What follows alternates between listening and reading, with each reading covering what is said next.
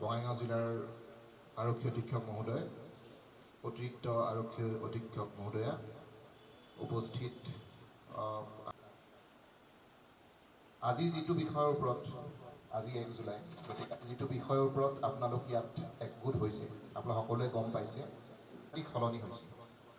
সেই পুৰণিকলীয়া 1860 চনৰ যিটো ভাৰতীয় দণ্ডবিধি, সেই 1860 চনৰ দণ্ডবিধি আইন চুরির কেস, 2টা বাইক চুরি করিলে তেতে বি চুরির কেস, ই 5000 বাইক চুরি করিলে তেতে বি চুরির কেস। দিল্লিতে একজন মানুষ আসিলে তার 5000 ভেহিকল চুরি করা রেকর্ড আছে, 5000। और तार पिছত কি হয়, পুলিশ ধরে কোর্টত পঠাই দিয়ে, কোর্ট বেল দি দিয়ে, আকু আহি যায়, সেম ক্রাইম করে।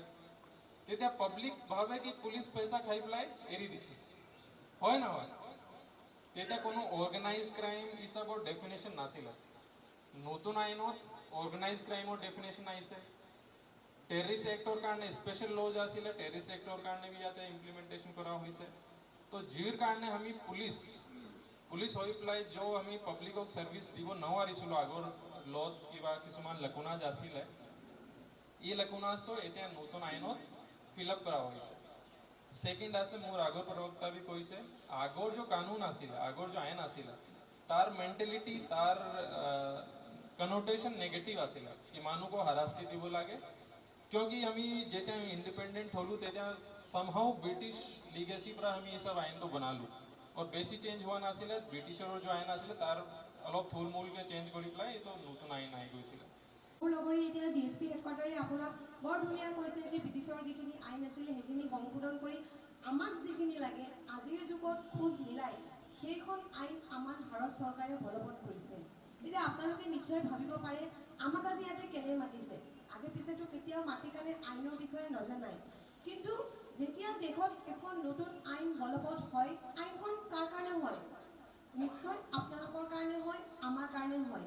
ইয়াতে যিখিনি ব্যক্তি ইয়াতে উপস্থিত আছে, 100 জন 200 জন বা যিমানেই নহওক, আশা ৰাখিছোঁ যে ইয়াৰ পৰা যেতিয়া আপোনালোকে ঘৰলৈ যায়, নিজৰ লগৰ যেতিয়া কাম কৰা নিজৰ ৱাৰ্কিং ফিল্ড চবৰে বেলেগ বেলেগ হয়, তাতে আপোনালোকে নিশ্চয় আলোচনা এইবিলাক বিষয়ে আলোচনা কৰক। সকলোৱে গম পাই আছে 3খন এক্ট নতুনকৈ আহি আছে, চবৰে ষ্টেটাছতো দি আছে। আজি বহুতৰ ষ্টেটাছত দেখিছোঁ, কিন্তু যাৰ যাৰ ষ্টেটাছ দেখিছোঁ সেইবিলাক মানুহৰ বহুতৰ কিন্তু এই আইনৰ লগত সম্পৰ্ক নাই বুলিও ভাবোঁ, কিন্তু চবে ষ্টেটাছ কপি পেষ্ট মাৰি কাৰণে স্ক্ৰীনশ্বট মাৰি দি আছে, কিন্তু সেইটো এটা ভালো লক্ষণ। গতিকে যিহেতু আমি আইনখন আহিছে গম পাইছোঁ, আইনৰ ভিতৰত যিখিনি সুৰুঙা সৰু সৰু নতুন যিবিলাক সংযোজন কৰিছে, কিছুমান বস্তু নোহোৱা কৰিছে, সেইকাৰণে আশা কৰিছোঁ আমি এইখন মঞ্চৰ পৰা আপোনালোকক আহ্বান জনাইছোঁ যাতে আপোনালোকে নিজৰ নিজৰ ফিল্ডত যায়, নিজৰ ঘৰলৈ, নিজৰ কৰ্মসংস্থানত এইবিলাক আইনৰ বিষয়ে আলোচনা কৰক। অথনি ডিএসপি হেডকোৱাৰ্টাৰে এটা আইনৰ কথা ক'লে, চন্দনে ক'লে, মই এটা সৰুচাই এটা আইন অকণমান ক'ম। যেনেকৈ আগতে কোনোবাই ক'লে মই আমুক ধৰ্মৰ, সি আমুক ধৰ্মৰ, কিন্তু মই আপোনাৰ সন্মুখত আহিছোঁ তামুক ধৰ্মৰ হৈ কাৰণে, আৰু মই আপুনি তামুক ধৰ্মৰ, মই তামুক ধৰ্ম বুলি আপোনাৰ লগত সম্পৰ্ক স্থাপন কৰিলোঁ, কিন্তু আপুনি নাজানে যে মই তামুক ধৰ্মৰ। কিন্তু এইখন আইনত ইমান ধুনীয়া, ইমান বিউটিফুলি এইখন আইন বনাইছে যে তাতেও সৰু বহুত ধৰণৰ সুবিধাখন আমাৰ নাগৰিকক দিয়া হৈছে। মই এতিয়া আৰু বেছি ক'ব নোখোজোঁ, আশা কৰোঁ আপোনালোক সকলোৱে এই আইনখন বুজিবলৈ চেষ্টা কৰিব। থেংক ইউ ছ' মাছ। এতিয়া মই আমাৰ মাননীয় SP ছাৰক তেখেতৰ বহুমূলীয়া ভাষণ আগবঢ়াবলৈ অনুৰোধ জনাইছোঁ। জাস্টিস দিয়াটো মেইন প্ৰাইমাৰী অবজেক্টিভ আছে। যেনেকুৱা আপুনি মাৰ্ডাৰৰ সেকশন দেখিব 3 মানে শাস্তি পাব লগা আছিল, সেইটো পোৱা নাছিল। এতিয়া প্ৰত্যেকটো ক্ষেত্ৰত মন্দিৰৰ যদি দেৱীক উঠাই লৈ গ'ল সেইটোৰ কাৰণে পানিছমেণ্টটো বেলেগ হ'ব, ঘৰৰ কাৰণে তেওঁ আত্মহত্যাৰ ভাবুকি দিয়ে বা তেনেকুৱা কৰে, তেতিয়া তেনেকুৱা ক্ষেত্ৰতে অপৰাধ বুলি গণ্য কৰা হ'ব। তেনেকুৱা কিছুমান দিছে। আগতে চুৰিৰ ক্ষেত্ৰত আপোনালোকে দেখিছিল, মন্দিৰ চুৰি কৰক, ঘৰ চুৰি কৰক, দোকান চুৰি কৰক, একশ্যন আছে যিবিলাক আগতে বেলেগ ধৰণে চোৱা আছিল, এতিয়া বেলেগ ধৰণে চোৱা আছে।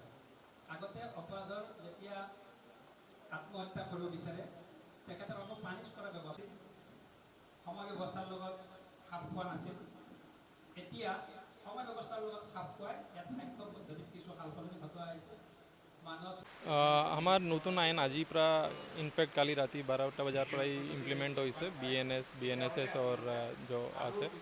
ইয়াৰ বহুতখিনি সলনি কৰা হৈছে, বহুত চেঞ্জেছ কৰা হৈছে। তাতে নতুন কিছুমান যেনেকুৱা অৰ্গেনাইজ ক্ৰাইম আছে, কমিউনিটি ছাৰ্ভিচৰ প্ৰভিজন আছে, এই চব ইমপ্লিমেণ্ট কৰা হৈছে। তাৰ বাদ পেলাই ট্ৰায়েলৰ যে ছিষ্টেম আছে, ট্ৰায়েলৰ ছিষ্টেমত বি টাইমলি যেতিয়া ট্ৰায়েল শেষ হয়, এই চব বি আছে। তো আগত কিছুমান লাকুনাজ আছিলে, কিছুমান আমাৰ নতুন যেনেকুৱা ক্ৰাইম ইভল্ভ হৈ আছে তাৰ কাৰণে ছাফিচিয়েণ্ট প্ৰভিজনছ নাছিলে। এতিয়া নতুন আইনত আছে। আৰু মই ভাবোঁ ইয়াৰ কাৰণে আমাৰ ডেফিনেটলি পুলিচ ফালৰ পৰা ষ্ট্ৰেংথ বি বঢ়িব আৰু আমি বেটাৰ ক্ৰিমিনেল জাষ্টিছ ছিষ্টেমটো দিব পাৰিম।